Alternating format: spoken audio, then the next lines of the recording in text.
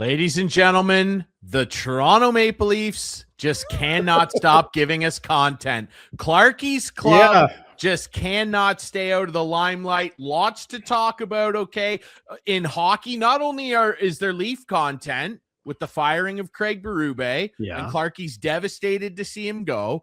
We're going to talk about that. The playoffs roll on. Remember, there's still teams that are actually playing hockey. We're going to talk a little bit about that. We got to talk about some baseball. And when we jump around and we want to talk about a bunch of different sports, there's a guy we like to turn to. And hey, if you want to talk movies, we should just do a sports movie episode someday, and we'll be doing it with this guy when we do it.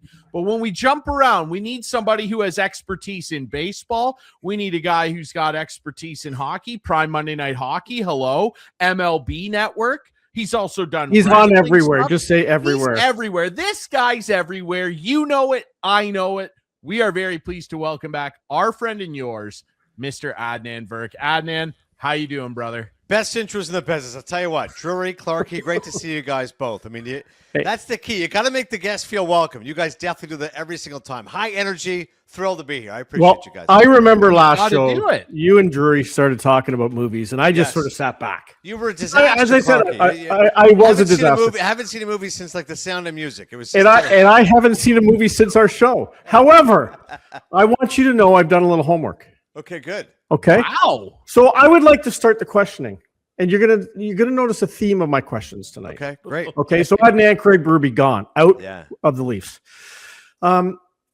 If the firing was a movie, would it be more Moneyball, cold analytics, long-term vision, or like The Godfather, where someone wakes up and realizes the family already made the decision for them? I love it. That's a fantastic question. Movie reference is fantastic for both. The correct answer for everything, the correct answer for everything in life is The Godfather. But the correct answer here for the Leafs is Moneyball, because you're right. Okay. It's analytics driven.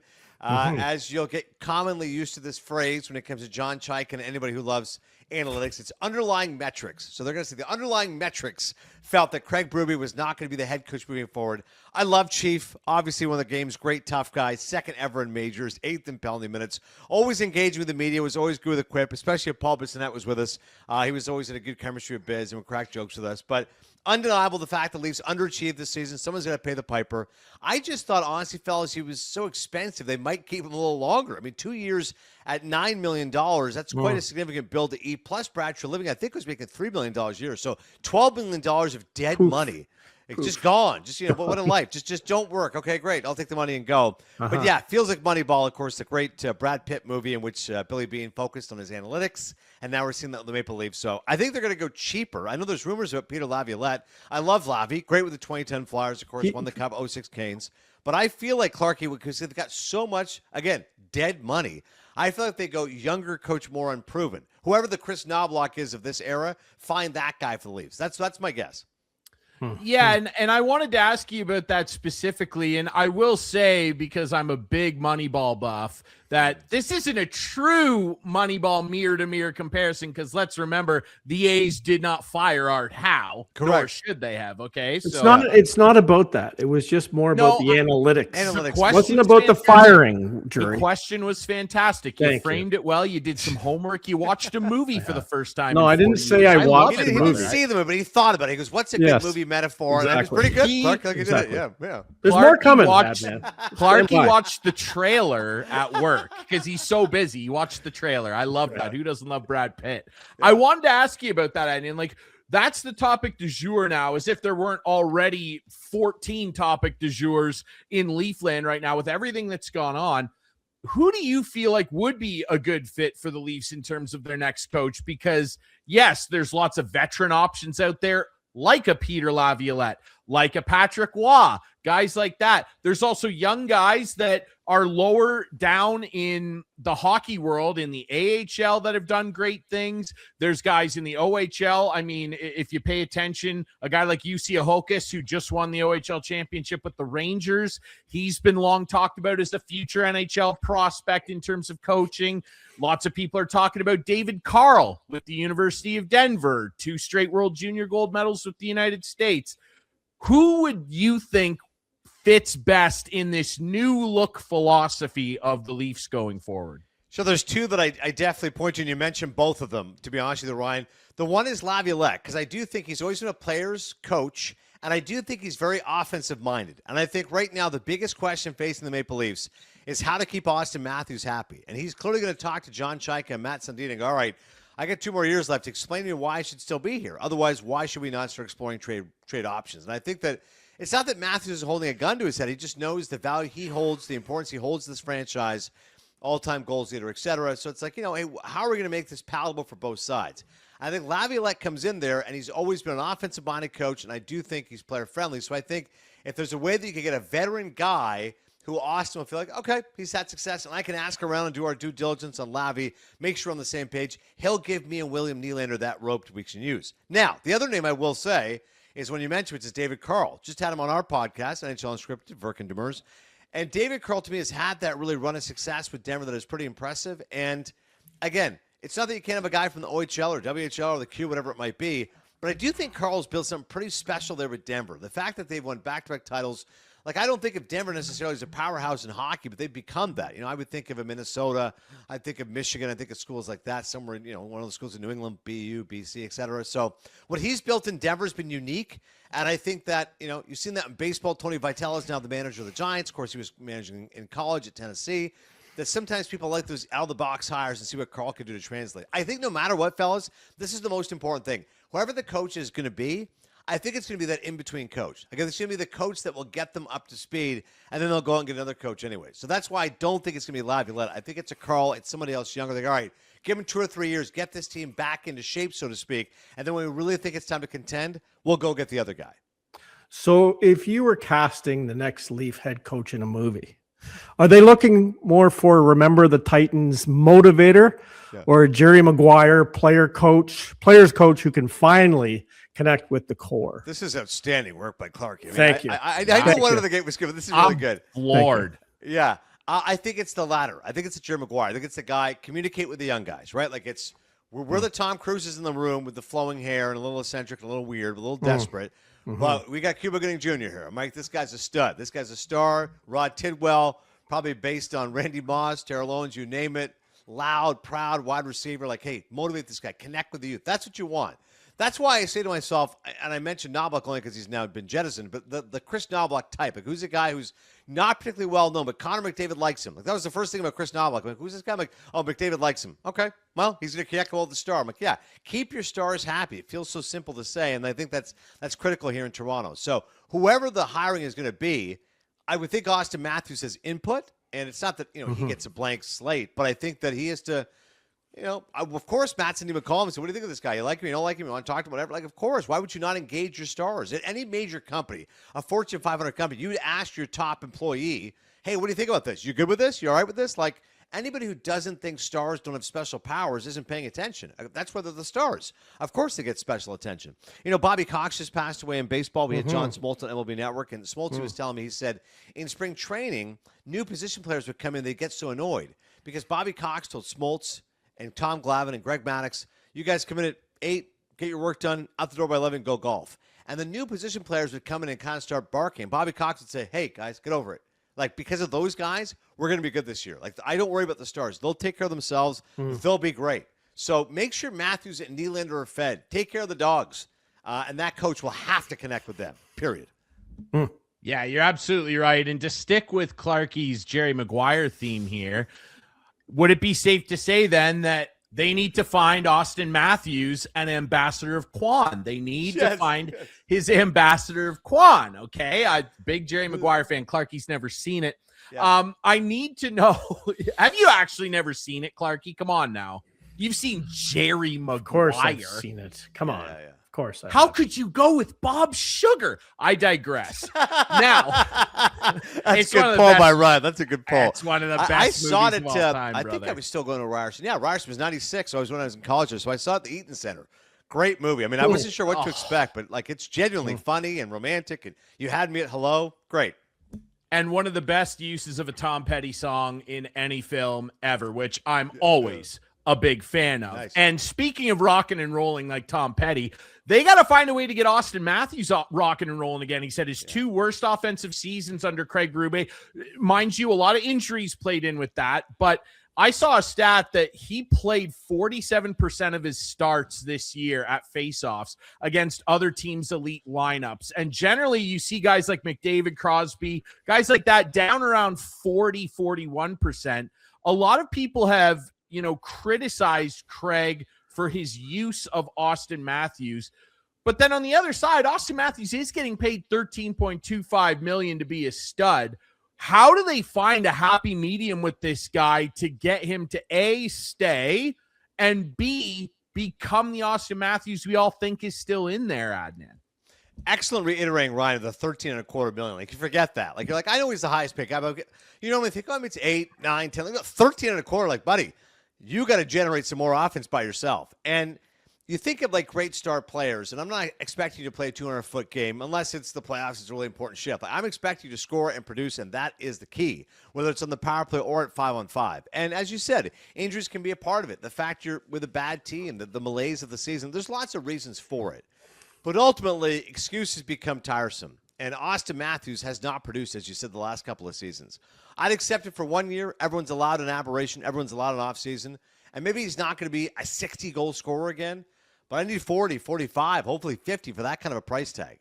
So I think whoever the coach is, the way that they're going to sell themselves to John Chaika and Matt Sandina is go, not only am I going to get the best of Auston Matthews, but I'm going to get a motivated Auston Matthews. And he's going to have so much fun playing for me, and he'll reinvigorate himself of why he loves playing hockey in Toronto, a city like no other, that he's going to want to sign long-term.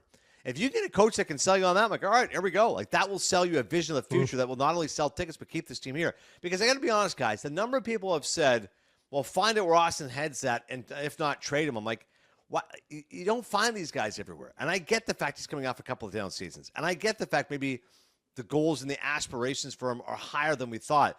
But he's still number one overall pick. He's still a certified goal scorer. There's still 20 other teams that would take this guy tomorrow. And why would I ever want to sell low? Like, this is not the time to trade Auston Matthews. This is the time to bring him back to the fold, make sure he's happy, healthy, and energized, and go out there and produce. And if he puts up a monster season, that means the Leafs are back in the playoffs and good things will happen. If he struggles again, well, then guess what? You still have 1 year left where you flip him. And yes, the value would go down with only 1 year left rather than 2 years left. But to me, it's premature to trade a guy of that talent. It just is. Like, you're not going to find these guys. Keep them at all costs. Until you realize it's no longer tenable. So the guy who would trade Auston Matthews would be John Chaika. So I want to ask you this, okay? From a fan's perspective, do you think the fans look at Chaika as the Leafs front office trying to become the hockey version of Ocean's 11, where the smartest guy in the room is trying to pull off a calculated heist? Or are the fans more worried that this could become The Hangover? Oh, my God.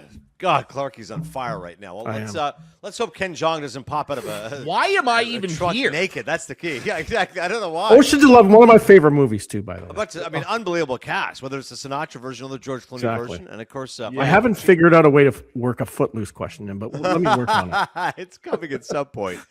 Listen, I think it's going to be like Ocean's 11 here. I think it's going to be Chaika's going to try to pull off a heist. And I think it's so fascinating that they got the number one pick. Like, whether you love the Leafs or hate them, to me, I'm like, it's just so perfect. I'm like, this is so great. Because I go, it wouldn't have been exciting if Vancouver got him. If Vancouver got him, you go, all right, they're going to get McKenna, and Stemmer probably goes to, although the Sharks need a defense, so maybe they don't pick him. Maybe they pick one of those defensemen overseas. Maybe it's Malhotra, whatever. But I'm like, Toronto getting one, I'm like, this is so great. Because I'm like, I'm not convinced they're just going to select McKenna. Like, I think they'll explore every option. I could see Chaika going, you know what?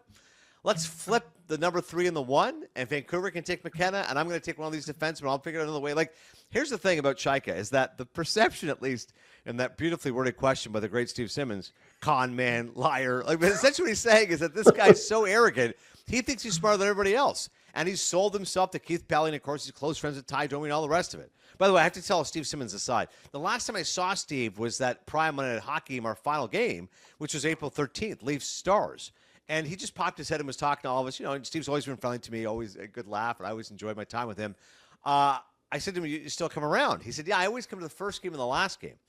And I said, is that so like anybody who was upset with what you said can take you to task? And he laughed. He goes, well, that used to be the issue, but now nobody reads the papers anymore, so it's fine.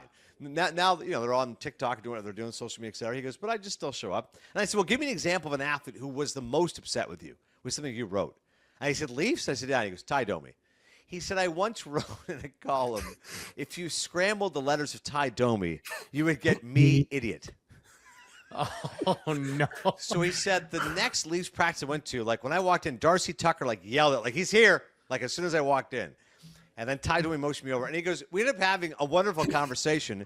He explained the etymology of his name, Albanian ancestry, why he's named Ty Domi. So he goes, and Steve goes, I didn't kowtow. I was kind of like, listen, here's my job. Like, my job is to entertain. My job is to inform. My job is to be a clever wordplay, et cetera. So he goes, ended up being a great relationship. But I wasn't shocked.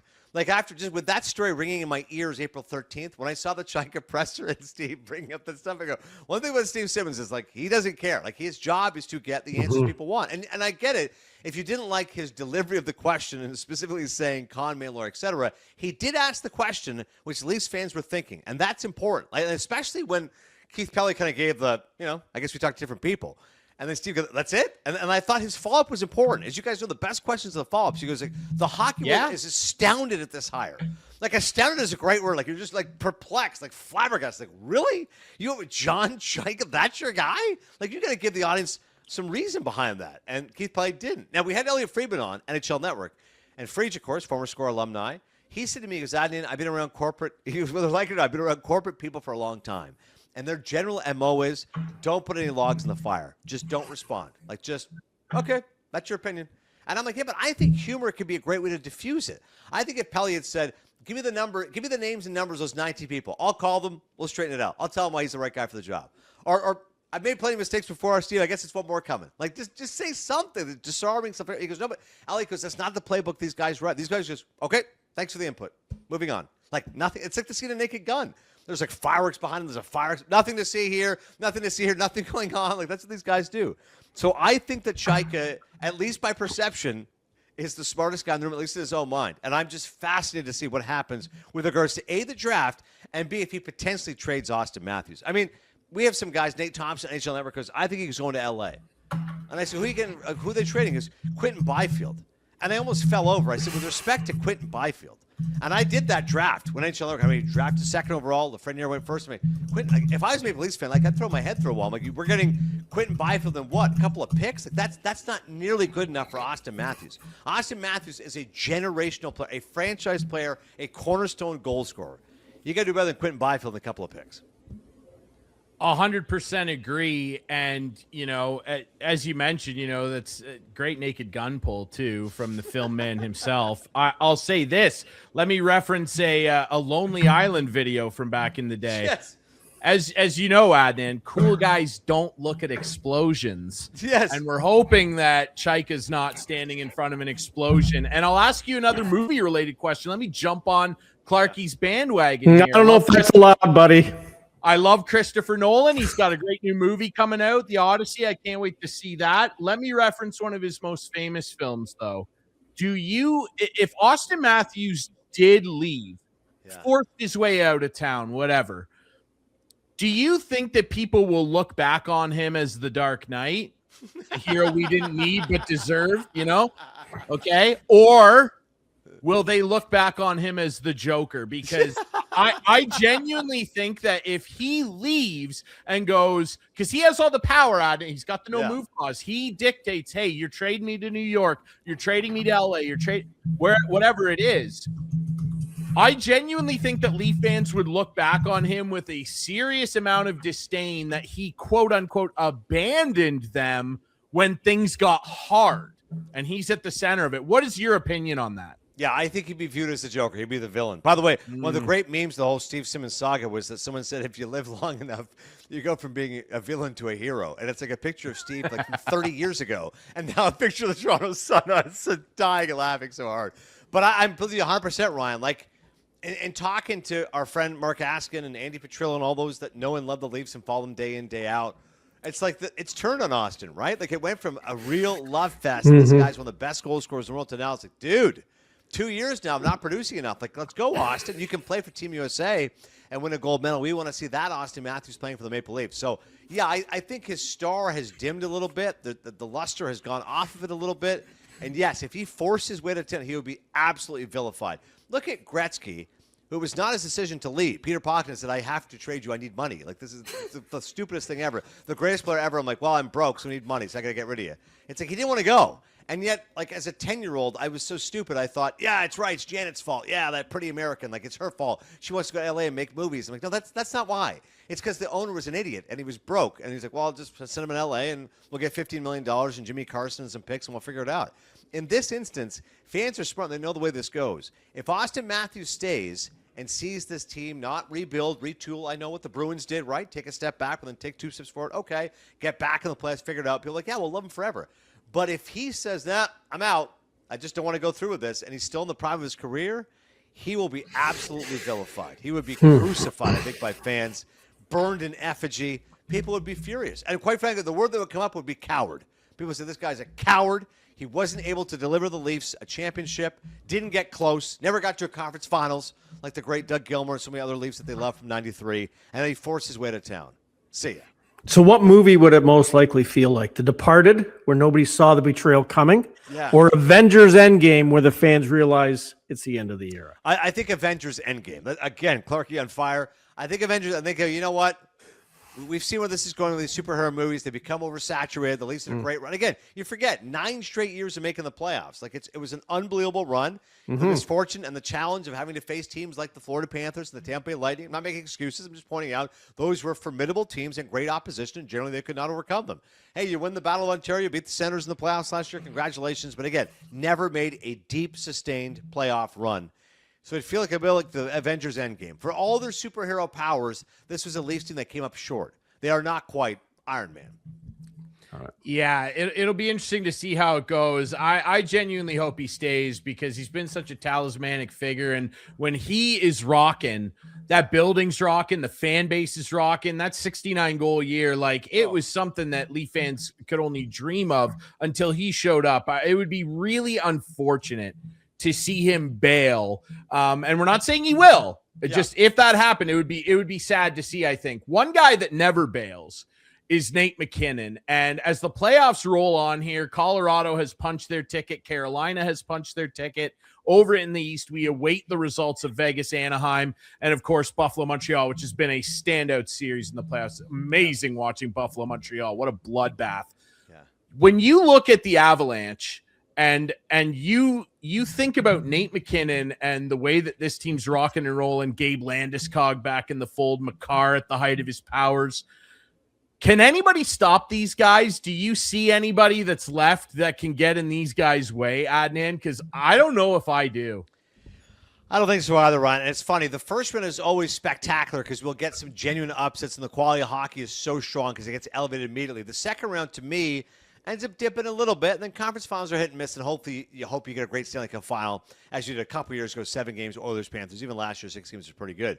So this year, I go, all right, first one was pretty good. I get a couple surprises along the way. But now, sort of the emotion and the excitement's kind of getting sucked out of it because you go, man, Carolina sweep over Philly. Love the fact the Flyers took a couple games to overtime, but Carolina clearly the better team. Boys versus men. I mean, 8 straight games to open the playoffs is something we haven't seen in 30 years. But Colorado is a wagon. I mean, I remember being at that game March 16th when they lost the Penguins 7-2. And I said, wow, this is the closest Dallas has now become. Imagine if Dallas gets top spot, Colorado gets upset in 7 against the Wild. Like, oh, my God, how could things fall off the wagon?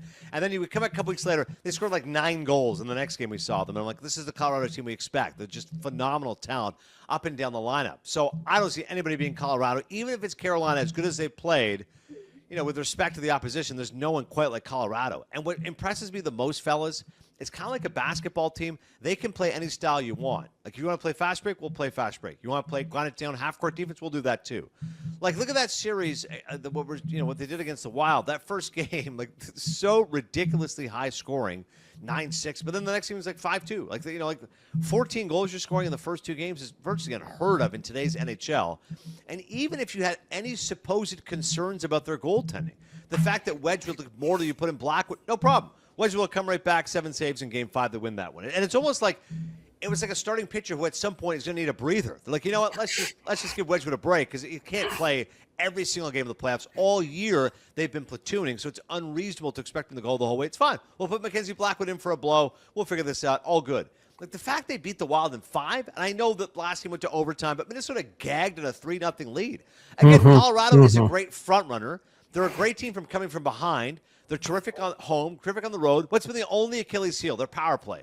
And even then, my whole thought was like, yeah, but there's less penalties called in the playoffs. Now, you might argue if you get 3 power plays in the regular season and only 2 in the playoffs, you've got to score on that 1 or 2. It's of vital importance.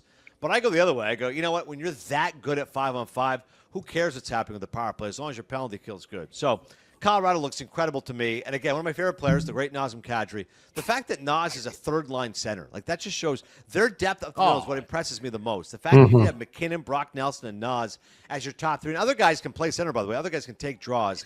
That's the most impressive part of it to me. And, of course, Makar and all the rest of it. They're a ton of fun to watch. And really well coached, of course, by Jared Bednar.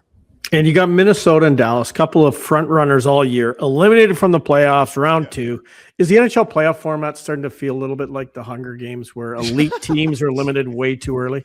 100%, Clarkey. I don't know who the Jennifer Lawrence here is in this conversation. Maybe it's I don't know. Maybe it's Marco not me. Rossi. Yeah, it's not me. Yeah, maybe it's Clarkey. But yes, absolutely. I mean, I never liked the fact at one point you said 3 of the top 6 teams in the NHL are in one division. Like that's brutal. Like that should have been a conference final. Colorado versus Minnesota. Now maybe you say, well, it was ended up being a dud because Minnesota ran out of juice. But back to Ryan's original point, do you see any team slowing down? Like it would be.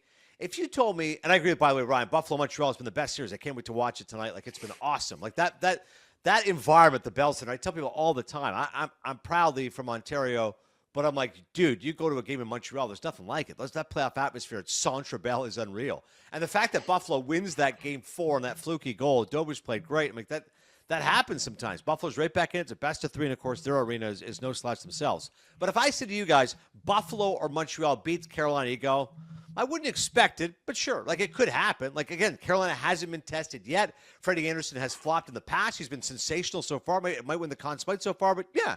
If you said to me, is there a universe in which Cole Caulfield and Suzuki played out of their minds, and Lane Hudson stepped up, and Buffalo was awesome, and Tage Thompson did this, and Benson did that? I'm like, yeah, sure. But if I said to you guys, is there a world in which the Ducks or the Vegas Golden Knights beat the Avalanche? You go, there's no way. Like it would be an upset of epic proportions. I cannot in any way fathom Colorado being tested. So they cakewalk through the Western Conference Final, and then all of a sudden that's going to be one of those Eastern Conference teams. I think Carolina is the best test, and I think Colorado wins in 5 or 6, but I can't imagine a team even slowing them down, whether it's the Ducks or Vegas.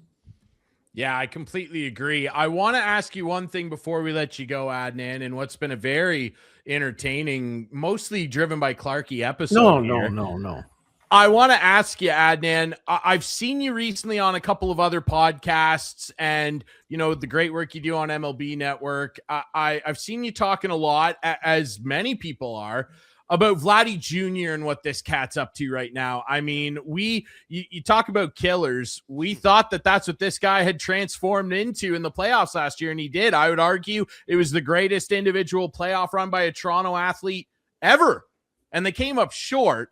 And if they had won that World Series, which they came within a toenail of, people wouldn't even care right now. They wouldn't even be talking about this. Like, slow start, but hey, we won the World Series. But they didn't win the World Series. And now they got a guy who's making 500 sheets, who's on pace for 8 homers, Adnan. What is wrong with this guy? Because this can't happen. No, it's I appreciate the passion, Ryan. You're right. And I appreciate you following my social media because it is a hot topic right now. Last year, he got off to a slow start. Vladdy Jr. had 4 homers through his first 42 games, ended up with 23. Now, this pace, as you pointed out, is worse than that, and we can't imagine a world in which a guy making $500 million gets 8 home runs. To me, this is the key. Like, obviously, home runs are important, but at the very least, hit the ball with power and get extra base hits. He doesn't have an extra base hit in 8 straight games. That is alarming. And he's at the point now in which his on-base percentage is higher than his slugging percentage. His on-base percentage is .381, which is fantastic. 371 slugging is atrocious. And he was hitting 340 as of a month ago. He's now down to 288. So this is now a prolonged slump for Vlad. And I was talking to no less authority than Albert Pujols, who is a friend and colleague from MLB Network, of course, one of the all-time great home runners of all time, over 700 home runs, 3-time MVP. And Albert said to me, Albert managed Vlad for the Dominican Republic, the World Baseball Classic. And he goes, he's a line drive hitter who hits to all fields, period.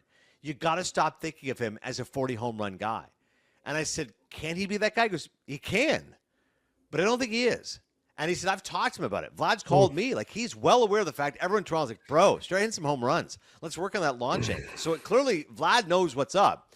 And Albert told him, don't change a thing. He's like, just be a great hitter, and then the home runs will come. He goes, like, you talk to great hitters like Albert, those other guys, they didn't worry about the 40 home runs. Like, we'll get those. Like, that'll happen. I want to hit and be consistent and hit 320, et cetera. So he goes, stop thinking of Vlad as a home run hitter. I'm like, okay. Like, if he can hit 330 and hit 23 home runs, then yeah, that's a tremendous player. But right now he's 280 and 8 home runs, which would be a real problem. And it's emblematic of the fact this Jays offense has a ton of lack of slug. Their best slugger is Kaz Okamoto, who's a Japanese player in his rookie season. That can't be the guy who's leading your team in terms of power. It just can't happen. So Varsho had the big grand slam against the Rays. Need more of that. George Springer's now back. Has to hit better than 200. Alejandro Kirk's back in a couple weeks. Barger hopefully back soon. He was back for a cup of coffee. He got hurt again. These other guys got to step up and start hitting some home runs and hit the ball with authority. Otherwise, the Jays are going to be in real trouble. The good news is this. The American League is pretty bad. Aside from the Yankees and the Rays, there's no great team. So if Toronto strings together a 5 or 6 game winning streak, they're right back in the wild card mix. And I do like their starting pitching. Cease as good as advertised. Guy's been tremendous. Gossman's a legit ace. Savage is back. That's a wonderful 1-2-3. But to Ryan's point, I can't imagine the Jays having any modicum of success without Vlad Jr. playing demonstrably better. So you kind of answered my next question here, but with all the injuries, the way things are going offensively, is it a mission impossible here? Or you think they have? It sounds like you think they have a chance.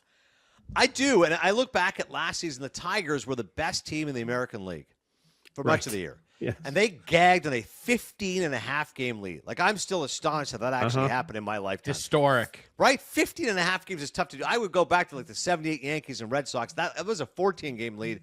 Bucky, Bleep, and Dent, all the rest of it. So the fact that it happened means a team is never truly out of it. Now, I will say, I think the Yankees and Rays are the 2 best teams in the American League. So I'll say this. If the Jays are more than 10 games back as of, let's say, Canada Day, then I don't think they're winning the division. But I think at that point you focus on the wild card. I don't see the Yankees or the Rays gagging in a 10-game lead. But stranger things have happened. And for Toronto, the key to me is just get back to 500. Again, if there's a motto for this team, hold the fort. Just don't play terrible. Start winning some series. Win 2 out of 3 and go from there. That Varsho home run was massive. Buck Showalter, 4-time manager of the year, told me, every year you're going to win 50 games. Every year you're going to lose 50 games. It's the other 62 games that determine your season. And Tim Kirchin told me at ESPN, every year there's a circle game. 5 or 6 games in your season that really kind of determine your year. Hopefully that was a circle game for the Blue Jays in a positive sense. That kind of game propelled them moving forward. So, again, there's no great teams. They're capable of being better. They haven't played to their potential. They have been hurt by injuries. Jays, at the very least, a wild card team. I certainly hope so. I did see a stat that for the rest of the year, they got to go 72-40 to hit 90 wins. I mean, it's just incredible. That's a tall task, but if Vlad gets hot, because like, I guess I would just close by saying, to Albert Pujols' point, I love that. It's just why are they paying this guy $500 million? Because great, hit 330 and have a high on base and all that. But what you're describing to me, Adnan, and I love this guy. I'm not disparaging this player. I draft him every year in fantasy baseball for a reason. But what you're describing to me is Luis Arias. And Luis Arias doesn't make $500 million. That's my only gripe with, going, oh, he's not a home run hitter. Yeah. I need a little more gasoline from this guy. Yeah, no, it's well said. That's all. Fernando Tatis is one of my favorite players. He's so charismatic and fun to watch. But but I'm astonished. He has 0 home runs. Like, that can't. Fernando Tatis had 42 home runs in 2021. He has yet to hit a home run. That can't happen. Luis Arias is a 3-time batting champion. He doesn't have any power. I get it. Chandler Simpson of the Rays has a ton of speed. Doesn't have a home run. Tatis got to get one home run. Vlad's going to get more than 2 home runs. Like, period. You guys have got to be better than this when you're getting that kind of money. Mm-hmm. You're absolutely right. Well, speaking of money, you deserve more. You know what? He reminded me tonight of Ren from Footloose. You walked in, you brought the energy, you stirred things up, and even the grumpy hockey traditionalist like Ryan Drury started dancing. So there you go. I mean, I'll leave with a Godfather quote. You guys, as always, made me an offer I could not refuse. So phenomenal work from you both. I absolutely love it. Adnan, thanks so much for doing this, brother. It's always a pleasure. I cannot believe the effort that Clarkey put into this. If I see a horse's head in my bed, I'll know who did that. Thanks, boys. Absolutely. Our buddy Adnan Virk. You can watch him on Prime Monday Night Hockey and, of course, MLB Network and, just about everywhere else. And, of course, Unscripted, that great podcast he does on the NHL with Jason Demers. Always I did a lot of homework today, buddy. I got to tell you, buddy, I think I genuinely mean this. We bust each other's balls on here a lot. I genuinely think this might have been your finest performance ever. I think so too. I really do. Really you went Vlad against the Yankees. You were crushing against the Yankees. Ball. Yeah, thanks for being specific about that. Yes, you were for crushing for sure. Hey, you know what? And soon I got to put my golf shirt on because it's coming up to some picks for the PGA with Doig. So I got to be on the ball there too because I got the first pick. You got the first pick from your Masters win. I got to change my shirt, not to a golf shirt because I don't own any, but because I've sweated through this one because we got fired up with Adnan. I was hot and heavy for your movie references. I loved it, buddy. That was unbelievable. Thank you. Coming up after this, we're going to talk with our friend Ian Doig of the Ian Doig Golf Academy, longtime pro golfer, and we're going to make our picks for the PGA Championship at a monorink. It's going to be unbelievable. I can't wait to make picks. Do you know who you're going to take first? Do you have but I'm worried about him. I know, but I'm worried about him. Oh, I think I know who you might be talking about. I don't know. Yeah. It's going to be an unbelievable tournament, though. Scotty Scheffler, of course, the defending champ. Yes. And we're going to dig into that next year with Doig, who also has some big-time personal news as well. Okay, we're tracking Doig. He got to play over in Australia over the winter, did well over there, had a good time. He's got some big-time personal news that we're going to dig into too. Okay, Doig, you want to talk about Rory and Scotty and all these guys heating up on the course? Our buddy Doigie's heating up on the course too. We're going to touch on that next here on Instigating. All right. Wrapping things up here on Instigating with Clarkey and Drury. First pick. Yes. This is a theme for you, Clarkey. You're That's Mr. right. First Pick Man. We're joined 12. We're joined as always when we make golf picks, when we talk about the game of golf. We are joined by our great friend, longtime professional golfer and instructor. Look, you want to learn how to play golf? This would be the guy to go. Yes, I do. You don't just get this guy on for expertise. You can go to this guy and actually learn to play the game for real. Mr. Ian Doig of the Ian Doig Golf Academy. Doigie, how you doing, brother? I'm good, guys. It's nice to be on. Thanks for doing this. And let's talk a little bit of golf and do some picks. Okay, before we get there, hold on. Yeah, okay. Hold on. Doigie. Yeah. We had a little conversation off air last week. Mm-hmm. Number 12 came up. Yeah. Tell Ryan about your little thing with number 12. The Leafs got, of course, the first pick when the 12 ball came up. The 12 ball, yeah. Listen to this, Ryan. All right.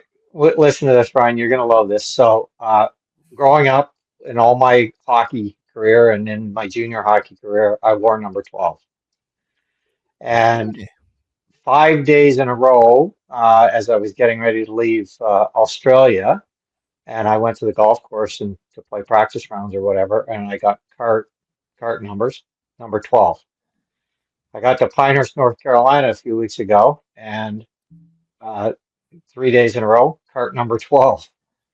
And then last week when I was in the hospital for a day, I got room number 12.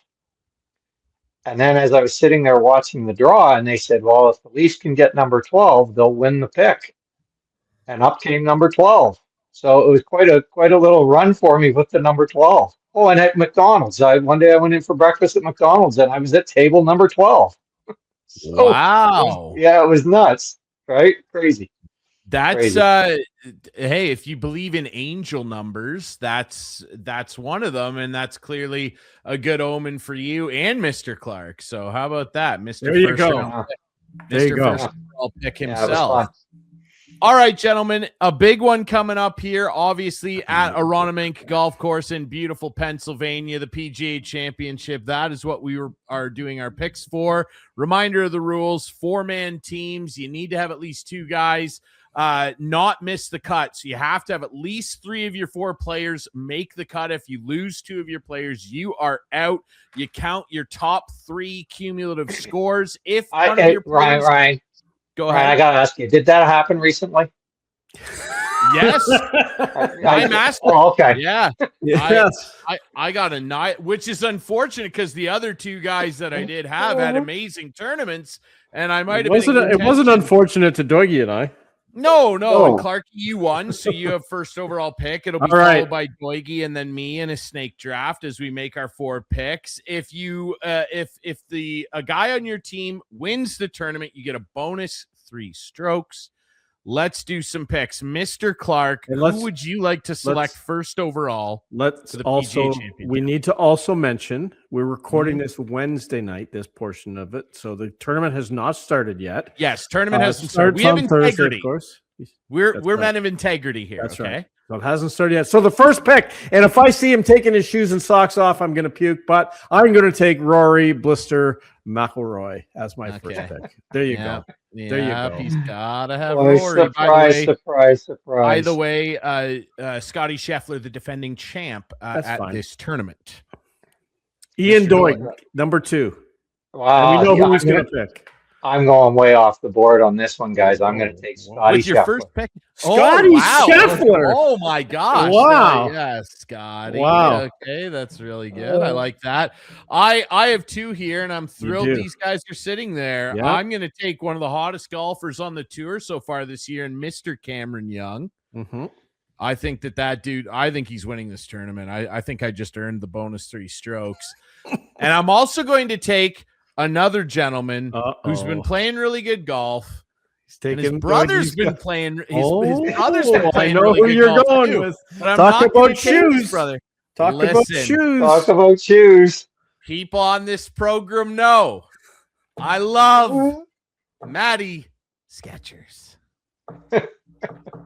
I don't even write Fitzpatrick on my sheet anymore. I just write Skechers. Mr. Doyle. You're gonna love it. All right, back to me for 1. Yes, sir. He's gonna pick. I was definitely going to take Matty Fitzpatrick for sure because he is playing very, very well. But we'll go back to my old standby, and I'm going to take Ludwig Alber. I was about to say, can I make the pick for you? But right down the middle. Hey, Ludwig's a really good. Ludwig is going to win some majors at some point here. The kid's really young. He's going to start racking up wins. I really do believe that. He's a safe pick because he's always in the mix. Mr. Clark, I agree. Give me a 2-pack. Oh, yes. Oh, I'm usually 2 at the bottom of them, not at the top. Yes, your fortunes are changing lately. I'm going to take a guy I had in the Masters who performed very well, Xander Schauffele. Yeah, I like him. And my next guy, This is where it gets a little bit like he's taking Patrick Cantlay. That's who he's going to take. I'm never going to pick Patrick. My hat's too small. Cantlay. Yeah, he doesn't. Let's go off the board here. Off the board. Brooks Koepka. Well, he is one of my guys who I've picked before. Brooksy, he's starting to he's healthy. He's getting back in form. I know. What are you doing, though? What am I doing? Yeah, what are you doing? Tommy Fleetwood. Another guy that you'd love to see him win more, but he's always in the mix. Just be in the mix, bud. T10s, T5. Just be in the mix. He's always dialed in and in the mix for wins. Mr. Doig, your 3rd pick. Well, my 3rd pick is not really off the board a little bit. I'm picking him because the last time there was an event held here, he played very, very well. I think he's having a good year, and I'd like to see him win this tournament. I'm going to go with Justin Rose. Oh, Rosie, dusty old Rosie. Roses are red. So I don't know why I laughed. He's why? I don't know. Older. I don't know. No. I like him, but that's. Yeah. When he can be a little inconsistent at times, but like when he shows up and wants to play serious golf, like he's a serious threat every set. I love Rosie. Who doesn't like Rosie? I judge your character if you didn't. Yeah, I judge somebody if they're like, I don't like that Justin Rose guy. What are you talking about? All right, I'll round out my team here. I'm going to take, even though there's still some concerns with his health, he's shaking it off. Like, he's in the mix. He's having a really positive start to his year. I can't say no, even if he's at 80% the way he's playing right now. I can't say no to Colin Morikawa, another one of my favorites. I like Colin Morikawa. And here's another guy that everybody keeps talking about, the talents there. Can he dial it in? Can he finally figure it out? I'm going to take, I feel bad saying a flyer with this guy because he is a very talented golfer. It's just, can he put a whole package together and win a tournament? I think eventually he will, and I'd love to have him on my team when he does it. I'm going to take Min Woo Lee. All right. That's a good pick. That's a good pick. It's a guy I usually pick. He's usually my guy, but that's fine. Oh, my guy. Yeah. There it is. All Doig, right. round your team out. Round my team out. Okay, I got 3 guys I got my eye on here. There's a lot of good players left, man. There's a lot of still good players. Event. It really is. And you know, I don't think has anybody picked a LIV or an ex-LIV player yet tonight. No, I don't think so. I don't believe so. No, you know, you got John Rahm, you got Bryson DeChambeau, you got Brooks Koepka there, you got Patty Reed. I mean, honestly, I looked at it. Terrell Hatton. There's some pretty good golfers right in there. I just have a gut instinct that Brooks Koepka is going to have a good week. He was on my list. Of those guys, he's the guy that's most capable of having a good week, and good weeks for him tend to be dominant weeks. That's right. Brooks, he likes majors. There's something about him in majors. He likes playing in majors. He loves a major, dude. Loves it. He usually only plays in majors. That's why. Generally, yeah. That might change soon. I almost took Temper Tantrum Tyrrell. I love Tyrrell Hatton. I think he's great for the game, but I just couldn't quite talk myself into it. But maybe Clarkey will. Clarkey, round out your team. You got one more pick here. One more pick. Yeah. Well, I'm debating. You know, my guy Jake Knapp is always on my list, but I'm not sure about Jake Knapp this time. So it's down to 2. Corey Connors. No. In fact, I think the top Canadian actually might be Taylor Pendrith. Taylor? I was thinking Pendrith. Taylor Pendrith. Wow, yeah. Okay. But I'm not going with him either. Okay. I'm picking a guy who has a little bit of history, though, in Canada. Okay. Yeah. Bobby, call me Robert McIntyre.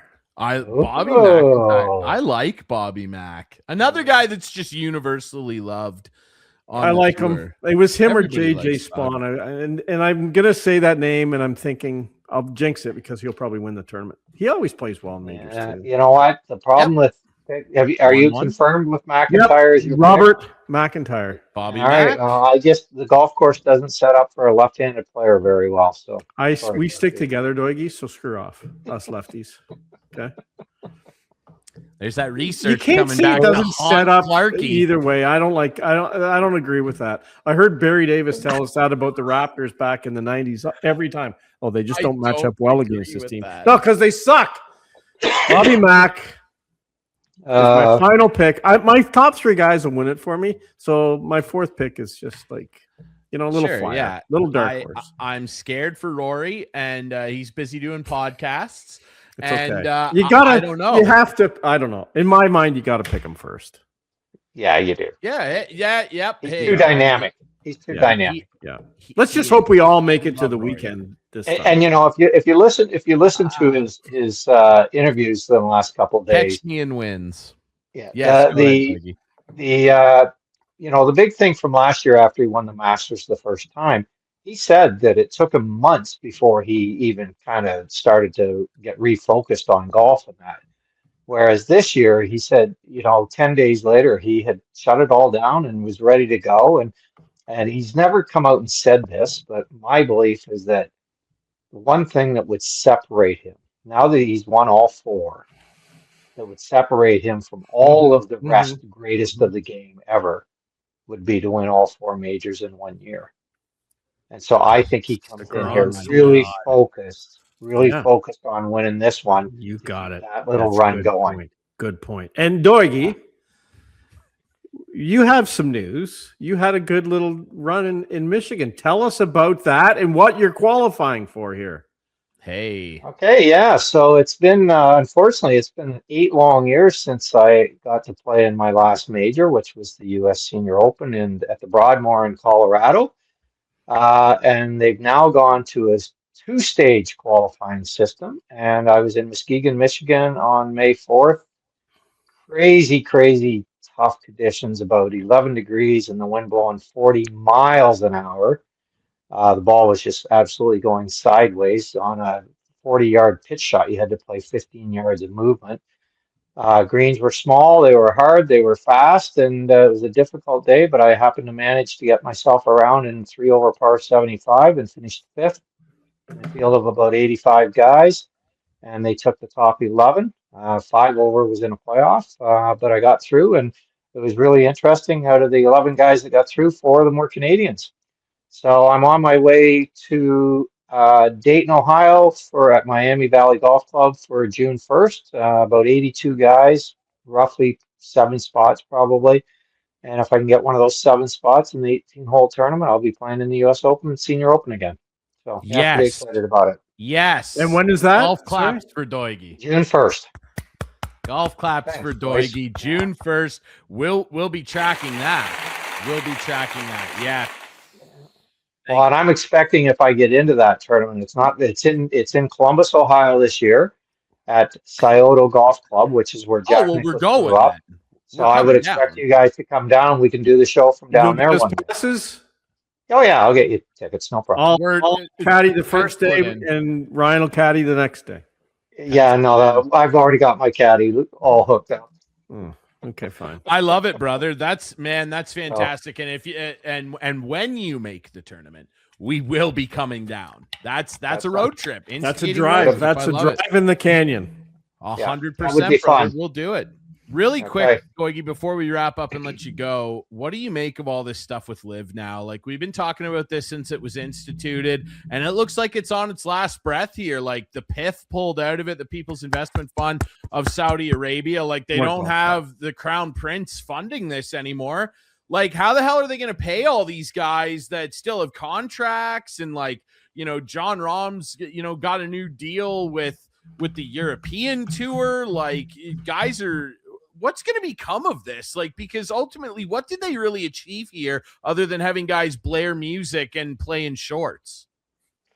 Yeah, I don't know. I mean, I said right off the bat when it all started, I was a fan of the concept of it, mostly because from my perspective, what it did is it made the PGA Tour wake up a little bit and come into this time frame to start paying the guys better and playing for more money. And as a rookie, like when I started and I played my first event on the PGA Tour so many years ago, 42 years ago now, but if you missed the cut, you didn't get paid.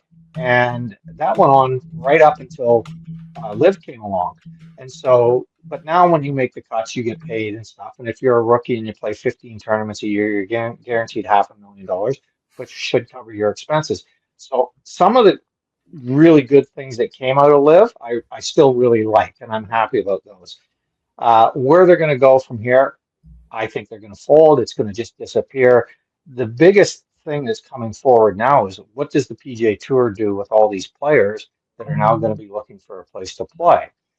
I know there are fines and there's all that stuff that's going on in the works, but in my opinion, the PGA Tour needs to have these guys come back and play. I mean, if the tour in the world, they need to have the best players in the world playing on it. So, you know what? Open your doors back up. Maybe give them a small fine or whatever, but allow them to come back. Let's put Bryson DeChambeau playing in 15 tournaments a year. Let's have Patrick Reed, as much as I dislike him, playing 15 or 20. Yeah, let's have Patty. Yeah, bring Patty's those guys. Going to win this weekend. I'm telling you, I should have picked him. Yeah, you know what? That would not surprise me one bit. He's a good golfer. Like, he's a really good Very golfer. He is. He's really good with his foot wedge. Yeah. He's Yeah. just Well, he's just cheat and read. Like, he'll never shake that. He will never ever shake that. No. Like, he could win the next 10 tournaments in a row, and people, like, there will be a large segment of the golf world, particularly his peers, that like will not celebrate that, unfortunately. And I think that there is probably still some animosity toward all the LIV guys, some more than others. He'd be one in particular that would be a little more on the animosity side. Bryson, for sure. Right. He rubs people the wrong way. Phil I don't know, man. I don't think they'll ever let Phil Mickelson come back to the PGA Tour or the Champions I don't think Tour they at all. should. I don't think they need. I don't think they should. I mentioned to Ryan off air a little bit, Clarkey. We were talking about it, and I kind of laughed because, you know, Greg Norman was behind a lot of this when it all started, and he's now gone. And ever since he's left, it's kind of gone downhill a little bit for them, and now they're pulling the funding and everything. And I kind of look back a little bit, and I think, you know what? Maybe Greg Norman accomplished exactly what he was after. He was still pissed off at the PGA Tour for kind of running him loose years and years and years ago with his idea that, you know, that he had come forward with a better concept for the tour and everything, and the PGA Tour basically pushed him aside, said no, and then went ahead and did it with the World Championships events. And I think Greg Norman just had a burr up his ass to get back at the PGA Tour. And let's not kid ourselves, financially he did that because it forced the PGA Tour to spend a lot more money on how they run their tournaments and how much they pay out. Yeah, if nothing else, LIV has definitely made guys more money, no doubt. 100%. Either there or the PGA. No. Yeah, 100%. Yeah, and so you got to kind of look at it and go, maybe he accomplished exactly what he was after, right? Yep. Who knows? For sure. In a roundabout way, the great white shark, he got in the waters and he made some waves. Okay, they might not have been waves that everybody necessarily wanted or agreed with, but he certainly did that, and the tour is certainly benefiting from that. And I think ultimately, as these guys all start to come back, which will happen, the fans will benefit from it too, which is what we all wanted anyway. All right, Doigie, we really appreciate this, brother. And again, congrats on making it halfway through the qualifying, and we're going to be paying very close attention to what you're up to on June the 1st, brother. We'll see you in Ohio. Okay. Don't screw it up. All right. Sounds good. Thanks, boys. We'll talk to you later. Cheers. All right, everybody. Remember, you can follow us on social media at Instigating Pod. Find the podcast on all your favorite apps, including YouTube, Apple Music, Spotify. You can watch the show on Rogers, YouTube. Find us all over the place. We really appreciate everybody listening and tuning in and sharing all the reels. Much appreciated. We're getting thousands of plays, Clarkey. We're getting bigger. Okay? Thousands and it's thousands. People liked the show last billions. week. Let me tell you what, billions. All right. We'll see everybody next week here on Instigating with Clarkey and Drury.